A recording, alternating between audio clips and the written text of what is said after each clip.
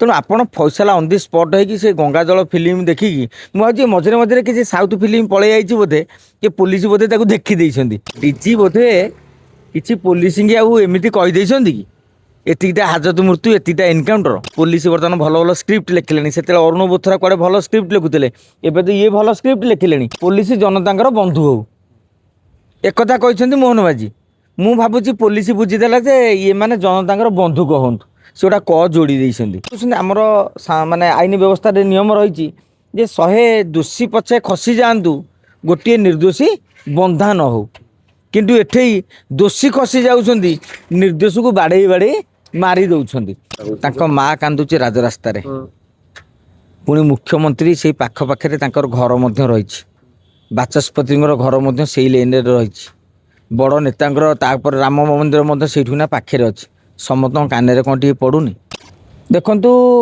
राज्य रे निश्चित भाव में आईन श्रृंखला स्थिति माने उद्वेगजनक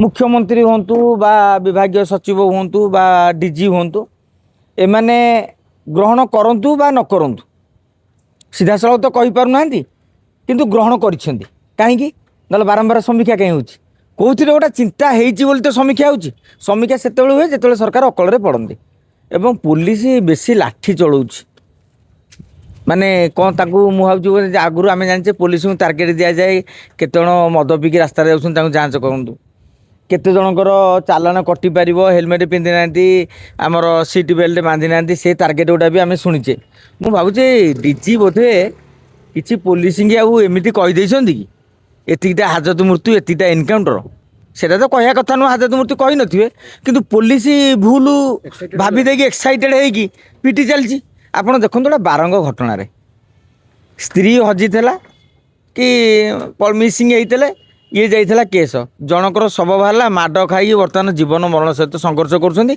आज पुलिस बर्तमान भल भल स्क्रिप्ट लिखिले से अरुण बोथरा कुआडे भल स्क्रिप्ट लिखुले एवं तो ये भल स्क्रिप्ट लिखिले कहीं से कहले जे ये जो मामलाटी कुआडे एक्सीडेंट से पिलाटी होता आज आप देखिए गंजाम जिले में जहाँ घटना घटी बाड़े की मारिदे आईपीएस ठू आरंभ करके 3 जन सस्पेंड होती आईपीएस बदली होती भाव में चली किंतु सरकार बड़ ऑफिसर विरोध में कार्यानुष्ठान ग्रहण न कला पर्यंत यही भाव में चलो मुझे भावुँ 3 जन को सस्पेंड होती हे तो परवर्ती समय पुलिस भल व्यवहार करें सरकार कहते पुलिस बंधु माने पुलिस जनता बंधु हो एक कहते मोहन माझी मु भावुची पुलिस बुझीदेला जे ये माने जनता बंधु कहतु से गोटा क जोड़ी देते जो भाव में अव्यवस्था लगी रही एटा बड़ कष्टर कठिन कथा कष्टर कथा आशा करिबा डीजी आहरी दृढ़ एक्शन नियंतु पुलिस जमी बंधु हो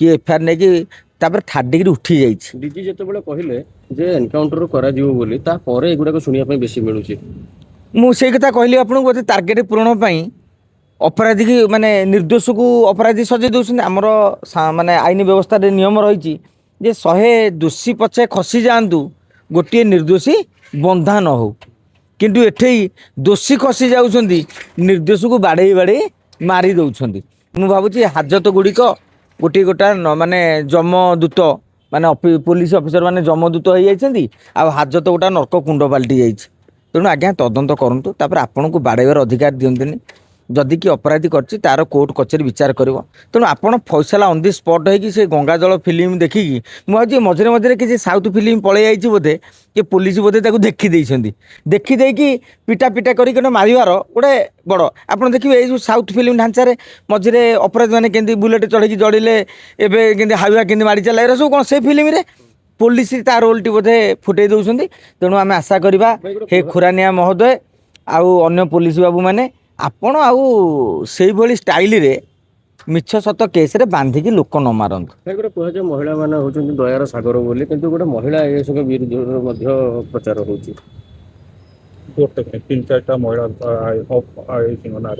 मामला देखंतु से कोन होची कि आईएससी आजिकली माने जे थानार बड़ बाबू हे जाइछंती एवं तांको पछरे विधायक रहिले तांको पछरे मंत्री रहिले तांको पछरे नेता रहिले तेणु से जानिदेले जे मुझे विधायक काम टुटे देवी आउ मोर टेंशन नाही तेणु से विधायक ऑफिसर नेता काम टुटेबार लगी बड़ बड़िया କିନ୍ତୁ ପୋଲିସ ହେଉଛନ୍ତି ଗରିବ ଗୁରୁବାଙ୍କର ହେବା ଦରକାର। ତେଣୁ ମୋହନ ମାଝୀ ବାରମ୍ବାର କହୁଛନ୍ତି, ମୁଁ ଭାବୁଛି ମୋହନ ମାଝୀ କହିଲା ବେଳେ ଇଏ ବୋଧେ କାନରେ ଚୁଣ୍ଟା ମାଡ଼ି ଦେଇଛନ୍ତି। ତେଣୁ ଏଥର କାନ ଟିକେ ଖୋଲନ୍ତୁ, ମୁଖ୍ୟମନ୍ତ୍ରୀ କ'ଣ କହିଛନ୍ତି ସେ ଅନୁସାରେ ପଦକ୍ଷେପ ନିଅନ୍ତୁ ଏବଂ ମୁଖ୍ୟମନ୍ତ୍ରୀ ଖାଲି କହିଦେଇକି ନ ବସିକି ତୁରନ୍ତ ଆପଣ ମଧ୍ୟ ଫଇସଲା ଅନ୍ ଦି ସ୍ପଟ୍ କରନ୍ତୁ। ଯିଏ ଦୋଷୀ କରୁଛନ୍ତି ଚାକିରିରୁ ସସ୍ପେଣ୍ଡ ନୁହଁ, ବହିଷ୍କାର କରିଦିଅନ୍ତୁ। ଜଣେ ଜୀବନ ନେଇସାରିଛି, ହତ୍ୟାକାରୀଙ୍କ ଜାଗା କେଉଁଠି? ଜେଲ୍ ଭିତରେ। 12 ବର୍ଷ ଜେଲ୍ରେ ତାଙ୍କୁ ଆପଣ ସସ୍ପେଣ୍ଡ କ'ଣ କରୁଛନ୍ତି? ସିଧାସଳଖ ବହିଷ୍କାର କରନ୍ତୁ, ଯାହାଫଳରେ ଅନ୍ୟ ପୋଲିସ ଅଫିସର ମାନେ ଡରିବେ। ଏତେ ସବୁ କଥା ହେଇସାରିଲା ପରେ ମଧ୍ୟ ବାଲିପାଟଣାରେ ଯେଉଁ କେସ୍ ହେଇଥିଲା ବାଲିଅଣ୍ଡାରେ ସୌମ୍ୟ ରଞ୍ଜନ ସାଇଙ୍କର, ସେ 4 ଜଣଙ୍କୁ ଏବେ ପର୍ଯ୍ୟନ୍ତ ଗିରଫ କରାଯାଉନି ବୋଲି ଗୋଟେ ଚର୍ଚ୍ଚା ହେଉଛି। ତାଙ୍କ ମାଆ କାନ୍ଦୁଛି ରାଜରାସ୍ତାରେ। ପୁଣି ମୁଖ୍ୟମନ୍ତ୍ରୀ ସେଇ ପାଖରେ ତାଙ୍କର ଘର ମଧ୍ୟ ରହିଛି। ବାଚସ୍ପତିଙ୍କର ଘର ମଧ୍ୟ ସେଇ ଲାଇନ୍ରେ ରହିଛି। ବଡ଼ ନେତାଙ୍କର ତାପରେ ରାମ ମନ୍ଦିର ମଧ୍ୟ ସେଇଠୁ ନା ପାଖରେ ଅଛି। ସମସ୍ତଙ୍କ କାନରେ କ'ଣ ଟିକେ ପଡ଼ୁନି? ପ୍ରକୃତ ଘଟଣା କ'ଣ ରହିଛି ତାକୁ ଉନ୍ମୋଚିତ କରାଯାଉ। କେତେ ଦିନ ଲାଗିବ ଗୋଟେ ଘଟଣାକୁ? ତେଣୁ ଭାବୁଛି ପୋଲିସ ଆଉ ଟିକେ ସରକାର ମାନେ ନେତାମାନଙ୍କର ପାଟ୍ରୋଲିଂ ଭ୍ୟାନ୍ ଦେଖିବ କାଳେ କୁଁ କୁଁ କୁଁ କହିକି। ଆଗରୁ ବିଧାୟକ ମାନେ ଆମେ ଦେଖୁଥିଲୁ ମୁଖ୍ୟମନ୍ତ୍ରୀଙ୍କ ସାଙ୍ଗରେ ଗୋଟେ ଗାଡ଼ି ଯାଏ।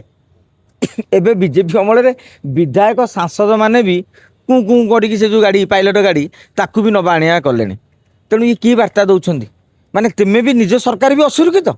ସରକାରୀ ଦଳର ବିଧାୟକ ଅସୁରକ୍ଷିତ ହେବେ, ବିରୋଧୀ ଦଳର ବିଧାୟକ ହୁଏତ ଅସୁରକ୍ଷିତ ମନୋଭାବ କରିପାରନ୍ତି। ସେମାନେ ନେଉନାହାନ୍ତି, ଏମାନେ କାହିଁ ନେଉଛନ୍ତି? ନିଜ ଲୋକଙ୍କୁ ଡରୁଛନ୍ତି, କାହାକୁ ଡରୁଛନ୍ତି? ଭାଇ ଶେଷ ପ୍ରଶ୍ନ, ଯେଉଁ ଏବେ କଥା ଉଠୁଛି ଯେ ସୌମ୍ୟ ରଞ୍ଜନ ଗୋଟେ ପୋଲିସ ଅଫିସରଙ୍କର ଗୋଡ଼ ଚିପୁଥିଲେ, ମାଲିସ କରୁଥିଲେ ବୋଲି, ଏମିତିକା ଯେଉଁ ସବୁ ପୋଲିସ ଅଫିସର ମାନେ ବଡି ରଖିକିନି ଅଛନ୍ତି, ଭଲ ଫିଗର ରଖିକି ଅଛନ୍ତି, ସେମାନେ ବି କିଛି କିଛି କନଷ୍ଟେବଳ କିନ୍ତୁ ଲଗେଇ ଥାଇ ପାରନ୍ତି କି? ଏ ଅଭିଯୋଗ ଆଜ୍ଞା ନୂଆ ନୁହେଁ। ପୋଲିସ ମାନଙ୍କ କାମରେ 4-5 ହୋମଗାର୍ଡ଼ 2-3 କନେଷ୍ଟବଳ ସବୁ ନିୟୋଜିତ ହୁଅନ୍ତି ତାଙ୍କର ବ୍ୟକ୍ତିଗତ କାମ କରିବା ପାଇଁ। କିଏ ସ୍ତ୍ରୀଙ୍କ ପାଇଁ ପରିବା ଆଣିବାକୁ, କ୍ଷୀର ଆଣିବା ପାଇଁ, ବୋଲ ହାକ କରିବା ପାଇଁ। କେଉଁ ପିଲାର କଥା କିଏ ବୁଝିବ, କେଉଁ ପିଲାକୁ ନେଇ କିଏ ଛାଡ଼ିବ। ଯଦି କେଉଁ ପୋଲିସ ଅଫିସର 3-4ଟା ପିଲା ହେଇଥିବେ, ସେ ଆଉ 2-4ଟା ରିକ୍ରୁଟମେଣ୍ଟ କରିଦେଉଛନ୍ତି, ପ୍ରତି ପିଲା ପାଇଁ ଗୋଟିଏ ପୋଲିସ। ତେଣୁ ଭଗବାନ ୟାଙ୍କୁ ସଦ୍ବୁଦ୍ଧି ଦିଅନ୍ତୁ। ଆଙ୍କର ଟ୍ରେନିଂରେ କ'ଣ ଏହା ପଢ଼ା ହେଇଥିଲା ମୋତେ କାହିଁ ଲାଗୁନି। ଅବଶ୍ୟ ଟ୍ରେନିଂରେ ଭିତରୁ ତ ଆମେ ସେ ଘର ଭିତରକୁ ଯାଇନେ। ମୁଁ ଭାବୁଛି ଏମିତି ତ ପାଠ କେହି ପଢ଼େଇ ନଥିବେ। ଏମାନେ ଜାଗା ଉପରେ ଜଏନ୍ କରିଦେଲା ପରେ ଏମିତି କାହିଁ ହେଇଯାଆନ୍ତି? ସବୁ ରାଜା ଠାଣି ବ୍ରିଟିଶ ଅମଳର ମୁଁ ଭାବୁଛି ଫର୍ମୁଲା ଟିକେ ବଦଳି ଯାଉ, ଆଉ ପୋଲିସଙ୍କର ମାଟିଆ ଡ୍ରେସ୍ ଉଠିଯାଉ। କାରଣ ବ୍ରିଟିଶ ଫର୍ମୁଲା ତାଙ୍କ ଦେହରେ ଯେଉଁ ଲାଗିଯାଉଛି, ବ୍ରିଟିଶ ଭଳିଆ ସେ ପୋଲିସ ମାନେ ଅତ୍ୟାଚାର କରୁଛନ୍ତି। ମୁଁ ଆଶା ରଖୁଛି ଯେ ପୋଲିସ ମାନେ ଧୀରେ ଧୀରେ କେତେ କାହାର ଇନଫର୍ମ ବଦଳି ନାହିଁ କହିଲେ ଆଜ୍ଞା। ସାର୍ଙ୍କର ଗୋଟେ ପ୍ରକାର, ଅଫିସରଙ୍କର ବ୍ୟାଙ୍କରେ ଯେଉଁଠି ଯାଆନ୍ତୁ ଇନଫର୍ମ ବଦଳି ନାହିଁ। ତାଙ୍କ ଇନଫର୍ମ ଟିକେ ବଦଳି ଦେଲେ ଭଲ ହୁଅନ୍ତା।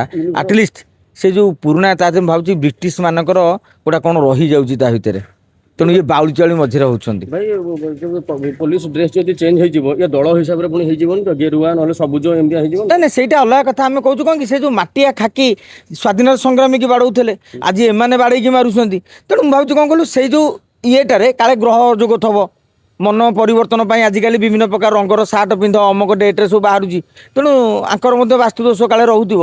ତେଣୁ ସେଇ ଡ୍ରେସ୍ଟା ବଦଳେଇକି ଆଉ ଯେଉଁ କଲର୍ କରିବା କଥା କରନ୍ତୁ।